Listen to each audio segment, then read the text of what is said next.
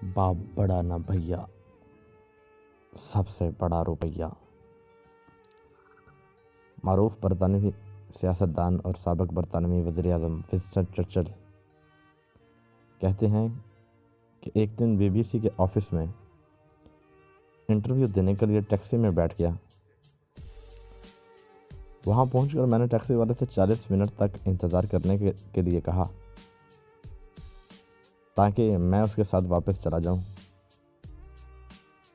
Taxi والے نے معذرت کی اور کہا کہ مجھے گھر جا کر ریڈیو پر چرچل کا انٹرویو سننا ہے۔